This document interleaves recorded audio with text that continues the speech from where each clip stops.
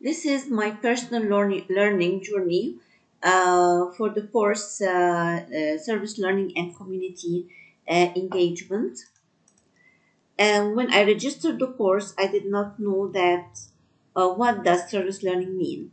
But as I read Button and Clark's texts, and as I shared in the discussion forum, and as I listened to our visitors, John and Heather, I started to better understand what service learning and community engagement are. I work with the open door, and I see many students having practicum with us, but never knew that this is part of service learning pedagogy. However, now I know. I worked in two schools that did not apply service learning. I believe if I go back to teaching, I will help the school shift to service learning pedagogy. I learned about many service learning concepts, but the one that is most interesting to me is the concept of transformation. From here comes to my mind the difference between traditional service learning and critical service learning. Traditional service learning focuses on learning to serve and serving to learn. They don't focus on like changes or in the community or changes in the students than too much real transformation.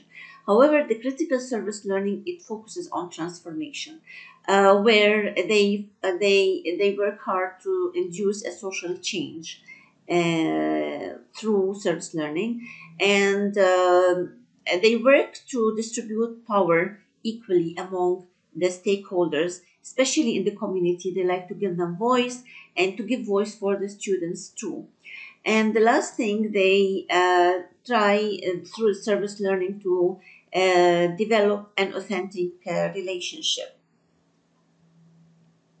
Now I understand that, as Bhutan outlines, there are many dichotomies um, in service learning. However, these dichotomies do not need to exclude service learning as a useful learning method. I thought that in service learning there is no balance in reciprocity. I always believe that the students are not professionals and do not have the skills to induce change in the community. But as our visitor Heather said, that the benefits for the community come through longitudinal projects. I started to believe that there are rewards for connecting post-secondary institutions to community issues. It is rewarding for both the students and the educational institution on one hand, and the community on the other hand.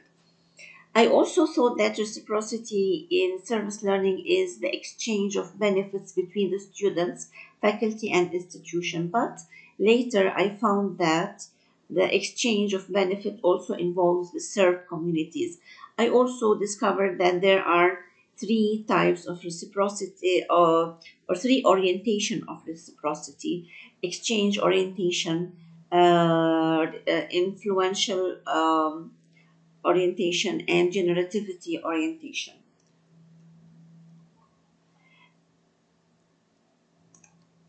I was against Bhutan's recommendation of de-standardization of service learning. I believe that service learning does not need to be fully standardized.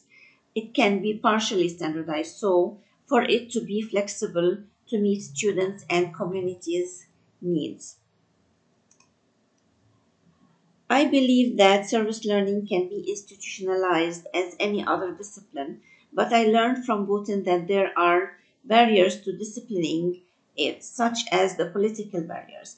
I was also surprised when he said that service learning is pursuing a wrong revolution and that service learning will not change higher education, but higher education will change it.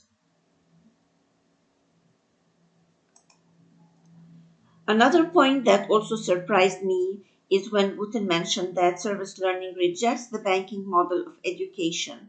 I used to think that this banking model is one of the best in Canada and the world. But I discovered that service learning rejects the model and it encourages re-engagement of today's students with both academic and civic values.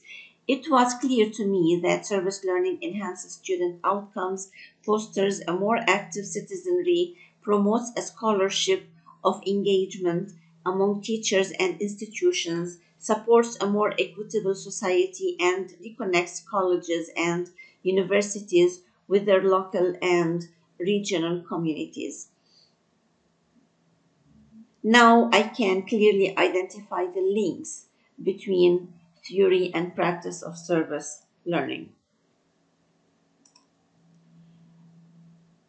As I mentioned earlier, I worked for two schools as a teacher as a teacher, but those schools did not adopt service learning.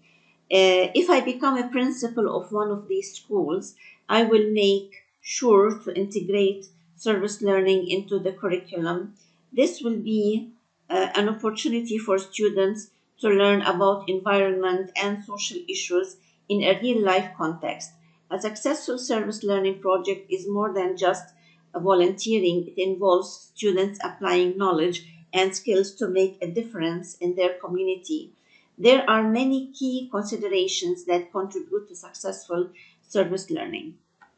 The first one is meaningful service. I will make sure that the service provided to the community addresses the community needs. Second, the curriculum connection. So there should be a distinction between community service and service learning. When I allow youth to engage in service learning, it should involve more than just, for example, serving food or cleaning up. I will make sure that students are prepared and ready to learn about community issues. I will make sure service learning will address and will be linked to academic subject matter being studied. I will give students leadership opportunities and let them participate in almost all aspects of service learning projects. I will make sure they are team players who are able to work together with school leaders and community partners. I will make sure that they develop communication skills, work ethics, and how to use their resources wisely. I will ask teachers to help students find solutions for issues such as literacy, animal welfare, poverty and hunger, the environment, diversity and inclusion, and many other issues. I will work to institutionalize service learning in the school, and it's important for me to approach service learning in the school from an anti oppressive stance. Power relations and power balance are very important.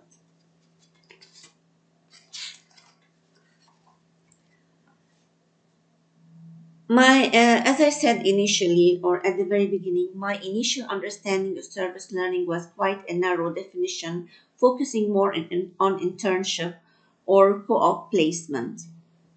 I have a greater appreciation that my theoretical and practical educational knowledge applies to community engagement and service learning, such as universal design, differentiated instruction, anti oppressive education, educational theory, and active learning strategies.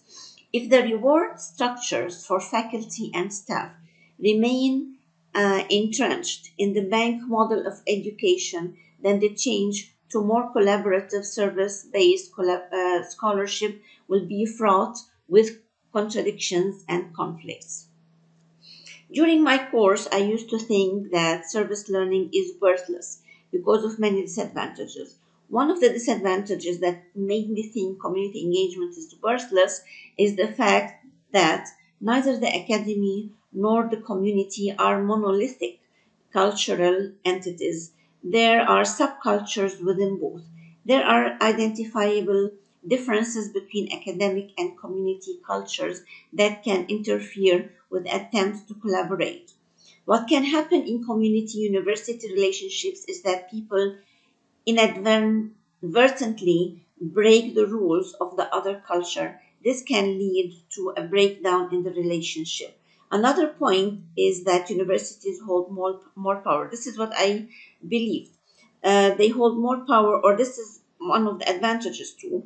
universities hold more power than communities they serve. I think the university having more power is just the natural order of things and is no cause for concern. I used to agree with those who believe that real or perceived power differentials can impair campus community relationships. But as I read about the PACE program and the successful examples in Clark's book, I realized that there are advantages that can overcome the disadvantages of community engagement.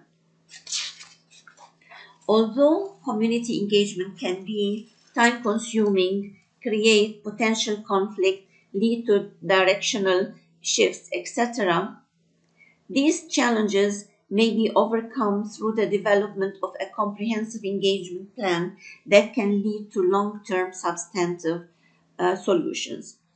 One of the factors that affect the holistically focused reflection in a service learning program is the political factor. The political factors set by those controlling higher education determine who is hired among teachers, what is taught in courses, mechanism of assessment, and the content of the courses delivered to students. If the majority of the institution is composed of Democrats, let's say, then everything in the institution will be affected by their ideology.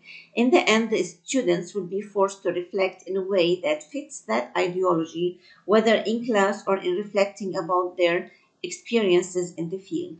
Their voices will not be heard. What they write or say is in their assignment will reflect the institution's and the teacher's ideology. Even the communities serviced will be subject to bias, and thus students' reflections will not cover those opposing that ideology. Therefore, voices of the members within the community will not be reflected in the students' reflection in the programs, and I believe that this is a big barrier. Uh, Another point that caused irritation for me is when Putin said that service learning should be standardized. I believe that disciplining service learning means standardizing it, but Putin convinced me that standardization prevents it from responding to different needs of students, faculty, institutions, and the community. But I believe that standardization means maintaining quality of education. So I thought, why not meet with Putin at the middle point? And I started to believe that service learning can be partially standardized for it to be flexible enough to meet the students and community needs. Being uncomfortable about some ideas or concepts helped me think deeper and accept the new concepts. This will facilitate this understanding of the concepts and of community engagement and service learning will facilitate any future involvement of any service learning and community engagement projects.